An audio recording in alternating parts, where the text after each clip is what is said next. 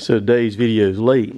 The reason why it is late is because of Cotton Top has been sick as a dog. Well, let me tell y'all, I rarely get sick, but this time I thought I was literally gonna die. It was bad. So yeah, I did go to the doctor yesterday. I did not have flu, I had strep.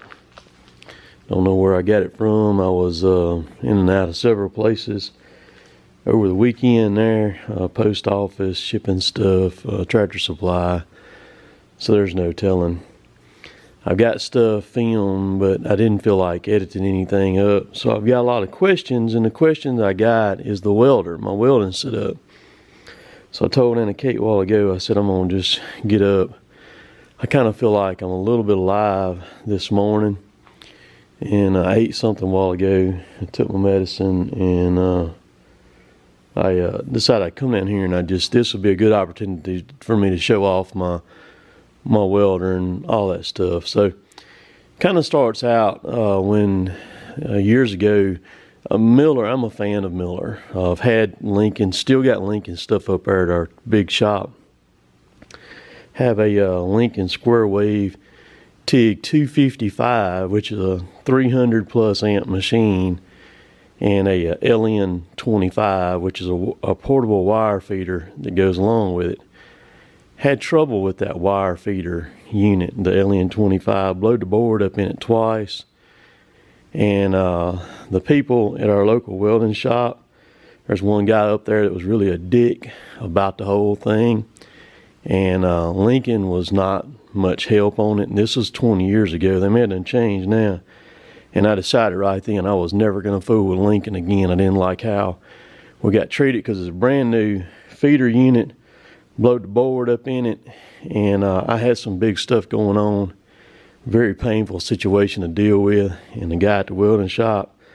And that welding shop is just barely hanging on today. It's still there today, but it's barely hanging on, and I no longer do business with them. So I went to, I decided then I was going to go to All Miller. And so this here, when Jill and I built this house in 2002, I had a few good grade pine trees here. My goal was to cut those pine trees down and generate enough money to outfit my shop for welding stuff, which was to buy a welder and get the bottles. I wanted a new torch, which is over here. I'll show you here in just a second. New cut-off saw. I had a Milwaukee chop saw, and this was back in the late 90s. It crapped the bed, so I went and bought a Makita. I like the Milwaukee a lot better than the Makita, but this is what's been running ever since. I'm not sure what happened on the Milwaukee. I have no idea, but I like the vise on the Milwaukee a lot better than the Makita. So anyhow, because that was my goal, I went to metal trades when I was in school, and I wanted to outfit everything, and I wanted to get it all paid for at one time. And so once we got the house built, got situated, I started cutting trees down. Well, I cut all the ones down here on my place where Jill and I live here on our land. And then my neighbor joining me had a few trees. So he wanted me to cut them, and then my neighbor across the road had a few, so I got his too. All that together was like $4,500 and something, and that allowed me enough money to get everything that I needed. So that's what I did. This 22A wire feeder goes on, also works with any of the power units that Miller has. You predominantly see this wire feeder on a 302, a CP302, which is a stud workhorse of a machine. It's a 3-phase machine. So this thing right here is a beast. This was their option at the time for a single phase unit, the Regency 250. And so you've got a high and a low, and then you've got 6 power settings on each one. So you've actually got 12 settings right there. It comes with 10 foot, so when I got it, of course I went ahead and sprung and got the 50 foot of control wire and gas hose, and then lead, and then 50 foot of ground. I built the platform for it to sit on, put it up right there, wired it all in, and that's where it's at. The cool thing about this unit is when you cut it on, the fan don't run. The fan has got a temperature control fan by thermostat. So as this machine heats on, the fan on it cuts on and off. I like that because see, you hear it, it's not even, you don't even hear no noise from it. I like that. So I've got 60 foot of leads. I built a cart for this thing to sit on. The gun and stuff wraps around right there. So I can go actually get outside the door out there if I need to, a good bit if I need to. I used to do a lot of welding, still do out here. I wish I'd been filming years ago. There's no telling how many machines that skidders, John Deere skidders that I brought in here and broke in half. Started on a Friday afternoon, broke the machine in half by myself, put a new center section in it, and had the machine back out the door Sunday afternoon for the logger to pick up. There was a lot of weekends that I burned an entire spool of wire plating grapples. Start on a Friday, by Sunday evening, have it finished up. I had jack stands, I'd set my grapple tongs up on and get on a roll around cart, set the trigger lock, and make 3 passes on each weld. Have 3 laps on it, and I'd burn a whole roll of wire in a weekend.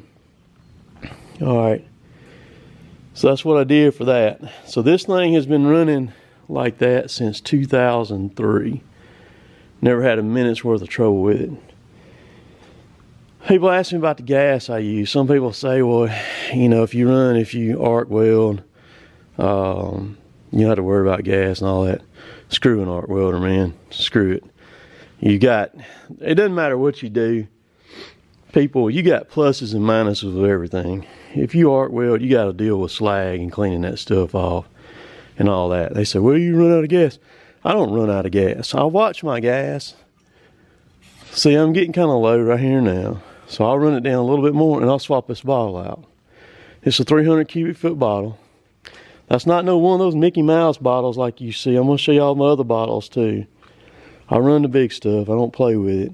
And that bottle lasts me a good little while, even welding, that kind of stuff. I run a 95-5 mixture. A lot of people run 75-25. I don't like 75-25. I can't stand the splatter from 75-25. I ran 90-10 for a long time, and the higher the argon mixture you run, the smoother the weld is, and also the hotter it will be too. So I run 95-5. I went ahead and swapped to 95-5. Is a long time ago and all that. All right, so we're going to go here. I keep 3 bottles of oxygen. This is another 300 cubic foot bottle, and this is the next size down. I can't remember if that's a 200 or what it is, but I have 2. I have 2 this size, and then I have a 300 cubic foot. And so it was nothing for me on a weekend if I was doing a lot of plating or something like that to burn through a couple of bottles heating and bending stuff. And I fool with a lot of thick metal too. So plasma is not an option on thick metal. Plasma is not an option on heating metal either. You can't heat metal on it. So for the torch, I run a Victor torch. This is a 400 cubic foot bottle of acetylene, boys and girls. This ain't one of those little dinky Mickey Mouse bottles of acetylene. Because I run a monster rosebud sometimes, and for heating some of this heavy stuff that I heat up. Like I said, I wished I'd have been filming years ago, but I wasn't, where I could show y'all what I did. Some of the stuff that I used to do was just crazy, crazy stuff. I've got 2 good friends of mine that they used to hang out over here a good bit, and we built all kinds of cool stuff here in my shop. So like I said, I run a 400 cubic foot bottle of acetylene, and then there's a oxygen right there. That bottle's still good right there. The acetylene, she's still good. you're probably gonna burn about four or five bottles of the oxygen to one bottle of this right here. I rent my bottles. I don't own any bottles. It's simpler for me to do that. I just take them and swap them out. I do it on a 5-year basis too, is what I do. And that's the simplest thing for me to do. That way I don't have to deal with them or anything like that. But I think I might live, people. I do believe that I might live. So I'm gonna throw this video together. A lot of people's asking about my welding techniques on the things I do. There's so many different techniques on welding, you know, so many different things. I'm not gonna get into all that because I'm not a welding channel, but you're gonna see a lot more of this stuff out here. I'm gonna work with the cameras just a little bit on some different things where y'all can see that. But I'm gonna go in and get this video up and get it loaded. So I appreciate all y'all watching my stuff and all that and keeping up with me day to day. And so, boy, I hate being sick. We'll catch y'all later. Later, taters.